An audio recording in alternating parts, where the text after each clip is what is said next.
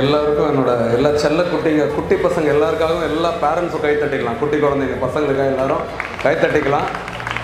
ஏன்னா சின்ன வயசுலேயே விதைச்சிக்கிட்டு இருக்கீங்க டெடிகேஷன், இறை நம்பிக்கை சின்ன வயசுல. ஏன்னா இந்த வயசுல விதைக்கிறது தான் அது அப்படியே மரமாகி பல விஷயங்கள் எல்லாருக்கும் திரும்பி வரும். அதே மாதிரி நம்ம இந்தியாவோட ஸ்பெஷாலிட்டி என்ன அப்படின்னா, நம்ம எல்லாரும் ஒன்று, எல்லாருக்குள்ளே அன்பு இருக்கு.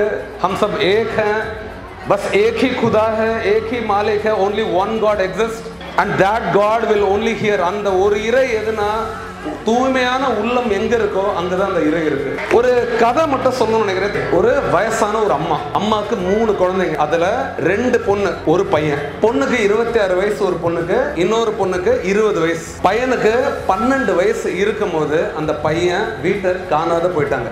அந்த அம்மாக்கு ஒரு பையன் காணாத போயிட்டாங்க, 2 பொண்ணு இருக்கு. ஈவினிங் ஆனா அவங்க அம்மா என்ன பண்ணுவாங்க, ஒவ்வொரு நாளும் ஏதாவது அந்த குழந்தைங்களுக்கு சமைச்சு கொடுக்கணும்னு சொல்லிட்டு அந்த 2 பொண்ணுக்கும் தன்னோட கணவருக்கும் ரொட்டியோ இல்ல பாலோ ஏதோ ஒன்று அவங்களால முடிஞ்சது கொடுப்பாங்க.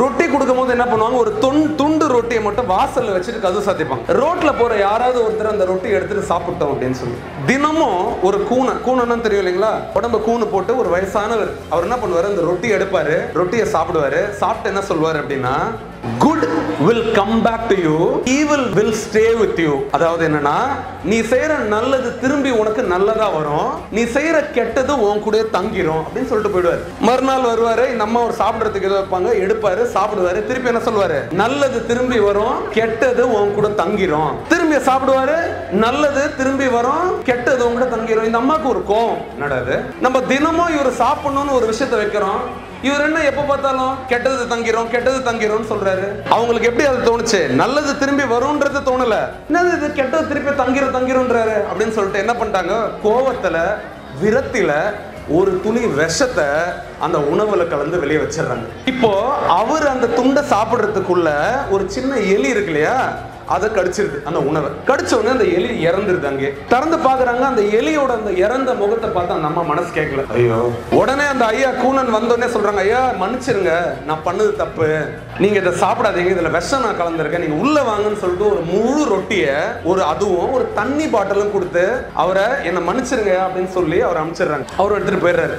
நைட்டு 12 மணி ஆகும். 12 மணிக்கு ஒரு மழை, கதவை யாரோ தட்டுறாங்க, தப்பு இந்த அம்மா பயந்துடுறாங்க. கதவை திறந்து பார்த்தா 2 வருஷத்துக்கு முன்னாடி தொலைஞ்சு போன அவங்க பையன் கிழிஞ்ச சட்டையில ஒல்லியா, உடம்பெல்லாம் ஒல்லியாகி ரொம்ப கஷ்டமான சூழல நிக்கிறான். செல்லம் என்னடா ஆச்சு, எங்கடா போன சம்மா, அதெல்லாம் கேட்காத, என்ன யாரோ கடத்திக்கிட்டாங்க, நான் இன்னைக்கு இங்க வந்ததே பெரிய புண்ணியம், நான் தாண்டி நான் மட்டும் இந்த 2 மணி நேரத்துக்கு முன்னாடி யாரோ தெரியலமா, ஒரு வயசான ஒரு முகம்லாம் எனக்கு தெரியலமா, குடிஞ்சா மாதிரியே இருந்தாருமா, எனக்கு ஒரு ரொட்டியும் ஒரு தண்ணி பாட்டிலும் என்ன குடிக்க வச்சு நீங்க அமுச்சு வச்சாருமா, நீ போயிடுப்பான்னு சொன்னாரு. அவருக்கும் தெரியாது இவர் இங்கதான் வர போறாங்கன்னு. நான் அந்த ரொட்டியோட அந்த ஸ்ட்ரென்த்ல தான், அந்த சக்தியில தான் நடந்து இங்க வீட்டுக்கு வந்துட்டோமா அப்படின்னா. உடனே அந்த அம்மாவுக்கு ஸ்ட்ரைக் ஆச்சு, நல்லது திரும்பி வரும், நல்லது திரும்பி வரும், கெட்டது தங்கிரும் அப்படின்னு சொன்னாரு. அன்னைக்கு அந்த விஷத்தை மட்டும் அவங்க விட்டு இருந்தாங்கன்னா, விஷ ரொட்டியை கொடுத்து அந்த ரொட்டி யார் சாப்பிட்டுருப்பா, அவங்க பையனே சாப்பிட்டுருப்பான். இன்னைக்கு பையன் இல்லாத போயிருப்பான். முக்கியமான விஷயம் குர்ஆன் எல்லாருக்கும் சொல்லி தருது என்ன அப்படின்னா, இன்னைக்கு நீ என்ன நல்லது செய்யறியோ அதுதான் உங்களோட நாளை வாழ்க்கை. நாளை என்ன நீங்க நல்லது செய்றீங்களோ அதுதான் நாளை மறுநாளுக்கான வாழ்க்கை. இந்த க்ஷணம் நீங்க நல்லது செய்யணும் அப்படின்னா ரம்ஜான் மந்த் என்ன சொல்லி தருது, ஷேர் தி லவ். மத்தவங்களுக்கு ஷேர் பண்ணுங்க, தாங்கிட்ட இருக்கிறத முடிஞ்ச அளவுக்கு ஷேர் பண்ணுங்க. உங்ககிட்ட ஒரு புடி தான் இருக்கா, அதுல ஷேர் பண்ணு. உன்கிட்ட ஒரு துளி தான் இருக்கா, அதுல ஷேர் பண்ணு. மழை மாதிரி நல்லது நீ ஷேர் பண்ண உனக்கு கொட்டிக்கிட்டே இருக்கும். அசார்னு ஒரு பையன், சின்ன பையன், இது ரியல் ஸ்டோரி. ஸ்கூல் விட்டு வந்தோடனே அவன் இஃப்தார் பிரேக் பண்ணணும்னு நினைச்சான். போய் பார்த்தா டைம் இன்னும் ஆகல, இருந்தாலும் பசி. ஃப்ரிட்ஜை திறந்து பார்த்தான், பிடிச்ச கேக்கு, சாக்லேட், சிக்கன் 65 இது எல்லாம் இருக்கு. சாப்பிடணும்னு நினைக்கும் போது அவனுக்குள்ள உள்ளந்து ஒரு குரல் கேட்குது, இல்ல கொஞ்ச நேரம் தானே. எத்தனை பேருக்கு அந்த மாதிரி கேட்டிருக்கு, எத்தனை பேருக்கு இன்னும் கொஞ்ச நேரம் தானே நம்ம ஃபுல்லா இருப்போம்.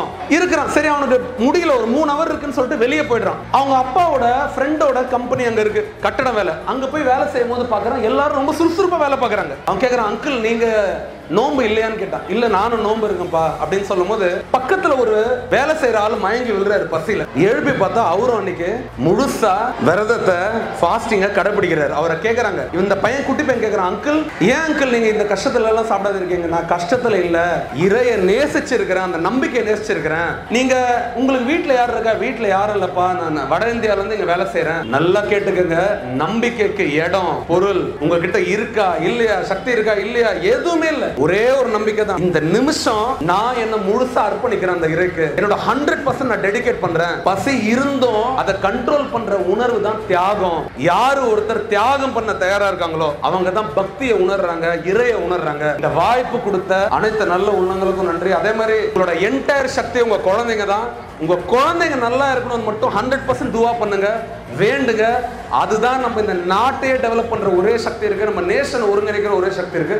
வாய்ப்பு கொடுத்த அனைவருக்கும் நன்றி, வணக்கம்.